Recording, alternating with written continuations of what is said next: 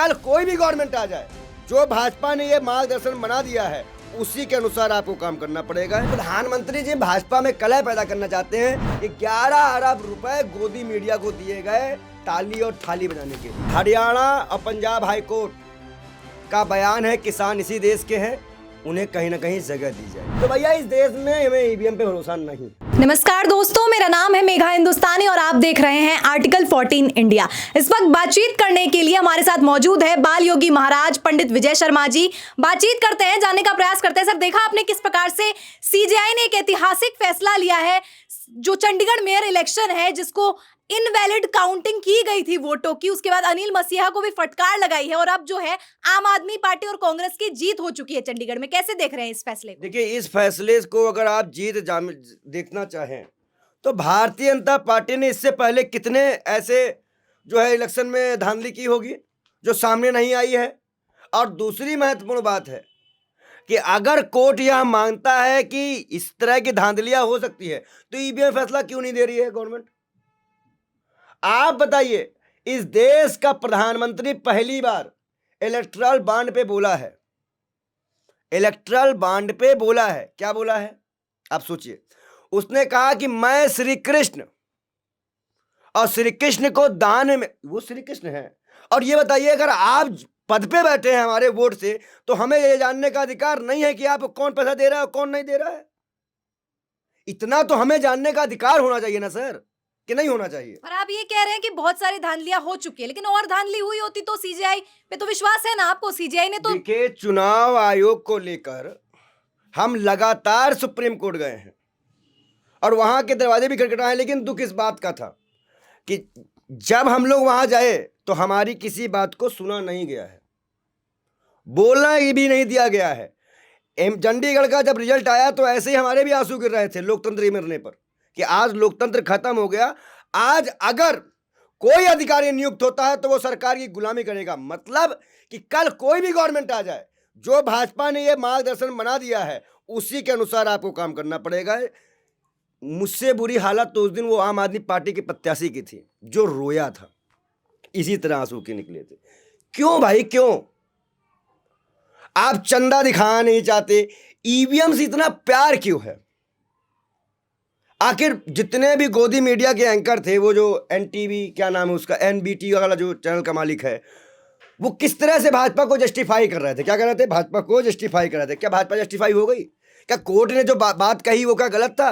कि दिखाओ कहां पर्चे खराब हो गए थे, दिखाओ कहां वोटिंग गलत हो गई थी।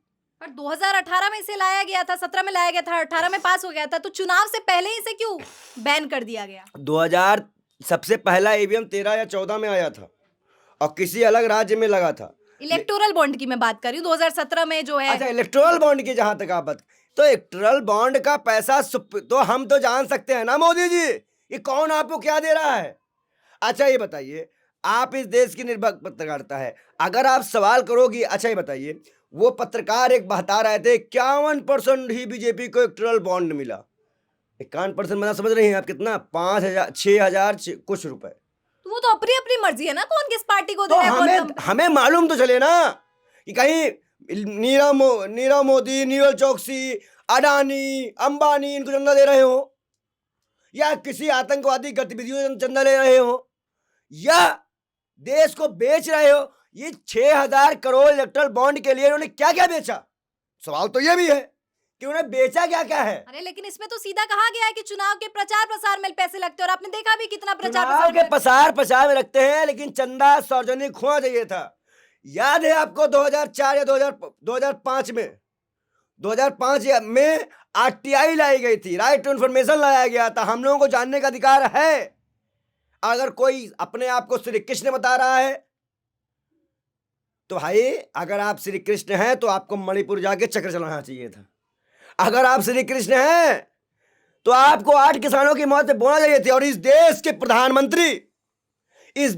प्रधानमंत्री को जिस तरह से सुप्रीम कोर्ट को धमकाया गया, वो ठीक नहीं है लोकतंत्र के लिए। आखिर आज चीफ जस्टिस ने क्या कहा, उनका बयान सुनिए। उन्होंने कहा कि लोगों को ज्यादा नहीं बोलना चाहिए, पर मैं ज्यादा चुप नहीं रह सकता। इस बात का मतलब समझ सकती है आप कि सरकार लगातार दबाव बना रही है। जितने लोगों ने ईवीएम का मुद्दा उठाया है, जितने लोगों ने सुप्रीम कोर्ट गए हैं, उन सबकी जानों को खतरा है। कौन जिम्मेदारी लेगा अगर किसी की जब जान चली जाती है तो? चाहे वो भानु प्रताप हो, चाहे वो आपके महमूद प्राचा हो, चाहे वो आपके जो मंत्री जी है, पूर्व मंत्री वो हो, गौतम जी हो, चाहे मैं खुद हूं, हम सब पे मौत की चादर लपटा दी जाएंगी। पर ये तो लोकतांत्रिक मुल्क है, आप ऐसा कैसे कह सकते हैं कि ऐसा किया जाएगा? अगर ये लोकतांत्रिक मुल्क है तो हमें बताइए कि क्या दंगे नहीं हुए? नहीं हुए दंगे? नहीं आग लगी? बताइए। आप मीडिया पर इतना सवाल उठा रहे हैं, वही मीडिया भी किसान आंदोलन में जो गोलियां खा रहा वही है। मीडिया मणिपुर में जाके इजराइल मुजरा करने गई थी। हमारे जैसे पत्रकारों को नहीं है, आप जैसे यूट्यूबर, आप जैसे पत्रकारों को गुस्सा तब आती है जब दिल्ली विश्वविद्यालय में ऋतु बहन का प्रोटेस्ट कवर करने में आप सबको भी गिरफ्तार किया जाता है। क्या उस वक्त लोकतंत्र की हत्या नहीं होती है? जवाब हमें दे दीजिए आप। मुझे ये बताइए कि किसान आंदोलन में आप मीडिया हमें- जो है वो कवर कर रही है, फिर आप क्यों मीडिया पे सवाल उठाते आप हैं? हमें इतना बता दीजिए, कल जो बंगाल में हुआ, हर पगड़ी पहनने वाला खालिस्तानी है भाजपा वाली नजर में? वो खालिस्तानी है, ईसाई जो आप भाजपा से जोड़ के क्यों देख रहे हैं? बेशक वो क्यों? महिला भाजपा की थी, लेकिन इसका मतलब ये थोड़ी कि भाजपा सबकी सोच ऐसी है। बिल्कुल सोच ऐसी है। बेटी पढ़ाओ बेटी पटाओ किसकी सोच है? आप बताओ। हम आपसे ही पूछते, बेटी पढ़ाओ बेटी पटाओ, और इतना सीरियस लिया गया बेटी पटाओ को, इतना सीरियस लिया गया बेटी पढ़ाओ को कि बेटी ही पटाए जा रहे हैं। भाजपाई लगातार बेटी पटा रहे हैं। जब इतनी मुश्किलात है तो कांग्रेस के दिग्गज नेता जो है भाजपा में क्यों ज्वाइन कर रहे हैं? कांग्रेस के, देखिए हम बता रहे हैं आपको, जब कांग्रेस मुक्त भारत का सपना भारतीय जनता पार्टी ने देखा था, अब कांग्रेस युक्त भारत होगी। और दूसरी बात, जितने पुराने नेता है, वरिष्ठ नेता है, विधायक एमएलए हैं, वो सब नरेंद्र मोदी के लिए चाय नाश्ता और दरी बिछाने का काम शुरू कर दो, क्योंकि सत्ता में तो हम ही रहेंगे। हमारे ही नेता तो जाके वहां बन रहे हैं ना, हमें कोई दिक्कत नहीं है। और जो भाग रहा है, तो मतलब आप ये कह रहे हैं कि स्ट्रेटजी कांग्रेस की है कि अपने नुमाइंदे भेज दीजिए भाजपा में? भाजपा ने नहीं भेजा था क्या? भाजपा ने भी तो भेजा था ना। भाजपा ने भेजा, तभी तो हमारी ये हालत है। मतलब आप ये भाजपा का मास्टर स्ट्रोक नहीं मान रहे, आप मान रहे हैं कांग्रेस का मास्टर अच्छा स्ट्रोक? ये बताइए, भाजपा का मास्टर स्ट्रोक है तो जो जब पहले से काम कर रहे हैं, जो पहले से जो सोच से, मान लीजिए ये विधानसभा है, मैं यहाँ 40 साल से काम कर रहा हूँ, अब उम्मीद लगेगा कि मैं भी यहाँ का मुख्यमंत्री बनूंगा। पता चला कांग्रेस से कोई आ गया, उसको टिकट मिल गया और मैं झुनझुना लेके बजाने लग गया। तो प्रधानमंत्री जी भाजपा में कलह पैदा करना चाहते हैं। भाजपाइयों की औकात कुछ दिनों में नरेंद्र मोदी के आगे नाली और झाड़ू साफ करने वाली रह जाएगी। अच्छा, किसान आंदोलन पे बात करती हूँ, तो किसान आंदोलन के तहत जो भी कुछ हो रहा है, बैरिकेड लगा दिया है, सीमेंट लगा दिया है, उसके बाद ना आंसू मैं गैस के आपको इस देश का प्रधानमंत्री बनाता हूं बातों में ही, क्योंकि वैसे भी मोदी के आगे तो कोई बन ही नहीं सकता। आपने 1 साल पहले लिखित में हमसे कहा कि हम आपको इस डेट में एमएसपी देंगे। भांग खाए थे, नशा किए थे मोदी जी? बता दे मुझे, ना बताइए। नशा तो करे नहीं थे, होश में बोले थे ना। तो कैसे आपने उन लोगों को मारा, पीटा? और ये बताइए, 5 फसलों पे तो एमएसपी दे रहे हैं। नहीं, अब कोई नेगोशिएशन होगा तो बीच मध्यस्थता होगी ना, ऐसा तो नहीं है कि सारी मांगे मानी जाएगी। एमएसपी का वादा, एमएसपी प्लस 50, C250 का वादा था, और ये मोदी जी ने किया था। अगर 11 लाख करोड़ की सब्सिडी देने में आपको दिक्कत है तो आपने लाखों करोड़ रुपए का जो कर्ज माफ किया वो कहां से? सरकार बोल रही है कि इतना पैसा बोझ हो जाएगा, क्या करेगी सरकार? अब 15-20 लाख रुपए अडानी अंबानी का माफ करने में बोझ नहीं हो जाएगा। सुभद्रा को 5,000 देने से बोझ नहीं हो जाएगा। 11 अरब रुपए मीडिया को देने में बोझ नहीं हो जाएगा। आज टीआई का खुलासा है कि 11 अरब रुपए गोदी मीडिया को दिए गए ताली और थाली बजाने के लिए। एक पत्रकार जब ये कहे कि इलेक्शन कमीशन सिर्फ वोट की चेकिंग कर रहा है, उस पर बेमतलब का आरोप लगाया जा रहा है, ये सोचिएगा। आज सुप्रीम कोर्ट में साबित हो गया कि वो धांधलेबाज अफसर है, भाजपा से मिला हुआ अफसर है। अब बताओ गोदी मीडिया की बात पे हम कितना भरोसा करेंगे आज के बाद? आप सोच लो सिस्टर, जब आपने खुद कहा कि अधिकारी एकदम दूध का धुला हुआ है, कोर्ट ने साबित कर दिया कि दूध धुला नहीं है, तो कैसे आप मान लेंगे? अच्छा, बीईएल जो है, जो ईवीएम का ठेका उठाती है, उस कंपनी के 7 डायरेक्टर में से 4 डायरेक्टर जो है वो भाजपा से संबंधित निकले हैं। इस पे क्या कहेंगे? असल में हमें ऐसा लगता है कि भाजपा के नेताओं को हर उस जगह पाएंगी आप जहां पे देश का पैसा जा रहा हो। जैसे बीसीसीआई बहुत पैसे वाली एजेंसी है, वहां कौन है? अमित शाह के बेटे, द गवर्नमेंट हम ऐसे तो बोलते हैं, उनको तो बोलना भी नहीं ढंग से आता, लेकिन वो अमित शाह के बेटे हैं। अब परिवारवाद नहीं आएगा। अब मोदी जी ने क्या कहा, अगर कोई परिवार से आना चाह रहा है तो वो आए, हमें कोई दिक्कत नहीं। तो थूक के चाटो नरेंद्र मोदी, फिर तुम जो परिवारवाद का ड्रामा लेकर तुमने सरकार बनाई थी, थूक कर चाटो। आप बताइए, उत्तर प्रदेश में पहले तो चुनाव टाइम में भर्ती निकाली गई, बड़े दिनों बाद भर्ती रद्द हो गई, समीक्षा अधिकारी हो गई, पुलिस कांस्टेबल हो गई। अरे योगी जी, मुंह में काई लगा के घूमो, तुम्हारी औकात नहीं है उत्तर प्रदेश में गवर्नमेंट चलाने की, इनकी औकात नहीं है। बच्चों ने धरना दिया, उनको मारा गया, पीटा गया, अभी भी 59,000 शिक्षक भर्तियों को बैठाया गया, और बाबा बोल रहे हैं न्याय की सरकार है। अरे थू न्याय की सरकार है, काय न्याय, क्या करना वो तो रहे जांच कमेटी बैठाएंगे, सारा करेंगे जांच। तो ये कहीं भी हो सकता है, किसी राज्य में भी हो सकता है, जांच कमेटी बैठेगी तभी पता चलेगा। किसी और राज्य में हुआ होता, मध्य प्रदेश में भी हुआ था एक बार पेपर लीक, बिहार में तो आमूमन होते रहता है। मध्य प्रदेश में, राजस्थान में जब से गए हैं पेपर नहीं निकाल रहे हैं, बच्चे कपड़ा उतार के दर्शन कर रहे हैं। सीधी बात है, भारतीय जनता पार्टी सिर्फ मानसिक गुलाम बनाना चाह रही है हम लोगों को, और कुछ नहीं है इसमें। किसान सड़क पे, युवा सड़क पे, डॉक्टर सड़क पे। प्रोटेस्ट आपको करना है तो आप एक शांतिपूर्ण तरीके से कीजिए। देखिए ट्रैफिक जैम इतना हो रहा है, लोगों को परेशानी हो रही है। अच्छा, ये बताइए, मैं आपसे पूछता हूँ, मैंने लगवाए हैं वहां पे कीले कटे ताले, किसाने लगवाए थे, आप उनको आने देते, जगह देते। पिछली बार आपने जगह दी थी, और खुद पिछली बार देखा भी तो क्या हुआ ना, इसी को मद्देनजर रखते हुए सरकार ने हरियाणा और पंजाब हाई कोर्ट का बयान है, किसान इसी देश के हैं, उन्हें कहीं ना कहीं जगह दी जाए, पहला पॉइंट। स्वामीनाथन की बेटी जी ने भी ये कहा है, किसानों के साथ ऐसा व्यवहार ठीक नहीं है। तो बातचीत तो सरकार बार बार कह रही है ना कि बातचीत की। अरे बातचीत तो ये लोग 1.5 साल से कर रहे हैं। गोबर भक्त, इनके मुंह पे थूकना चाहिए, जाकर इनके मुंह पे जाकर थूको, बेशर्मों के।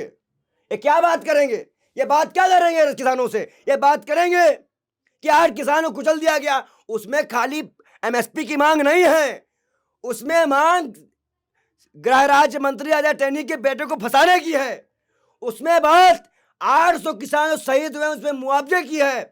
उसमें बात जो एमएसपी तय हुई थी, उस पूरी एमएसपी क्या है, उसमें बात सभी किसानों पे जो केस लगाए गए हैं क्रिमिनल धारा में, उनको वापस लेने वो तो वापस सरकार ने ले लिया ना, जो क्रिमिनल केसेस लगाए गए थे। अभी आप देखिएगा, सरकार ने ड्राइवर बिल भी वापस ले लिया, लगता है आपको। तो बिल में सिर्फ रोक लगी है, बिल वापस नहीं लिया गया, बिल में सिर्फ रोक लगी है।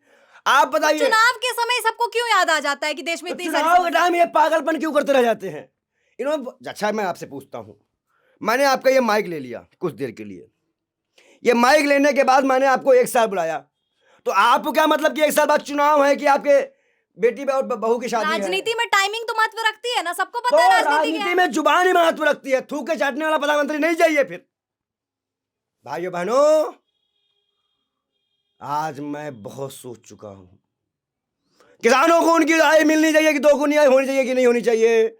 भाइयों बहनों, होनी चाहिए नहीं होनी चाहिए। ये जुमला किसने दिया था? तो हमारे देश के सबसे बड़े जुमला मिनिस्टर ने दिया। फिर 2024 का चुनाव के बारे में क्या कहेंगे आप? 2024 का चुनाव बड़ा निर्णायक होगा, ईवीएम से नहीं होगा। आने वाले दौर में एक बार आप जान लीजिएगा कि जिस तरह से इस देश में आतंक फैलाया जा रहा है, आप देखिए हल्द्वानी में हिंसा होती है, हिंसा के बाद पहली बात तो मामला कोर्ट में है। जैसे मैं आपका मकान है, मैं सरकार में हूं, मामला कोर्ट में है, कैसे मैं आपको मकान तोड़ दूंगा? लीगल है या इलीगल कौन तय करेगा? उसको आपने तोड़ दिया, शूट एंड साइड का ऑर्डर दिया, 1000 से ज्यादा परिवारों ने पलायन कर दिया, और धामी जी की पीठ थपथपाई जा रही है। मतलब एक वर्ग को मारना पीठ थपथपाने के बराबर है। तो आप सोच लीजिए इस देश में क्या चल रहा है। अभी तो आएगा ईवीएम में फैसला कि जब ईवीएम की जांच रिपोर्ट निकालो। अब अगर ये ईवीएम की जांच नहीं करवा पाते, सबूत उससे नहीं दे पाते, फाइनल उसको सिक्योर नहीं कर पाते, और हमें पता है कि चुनाव आयोग को हमारे पास जवाब देने को नहीं है।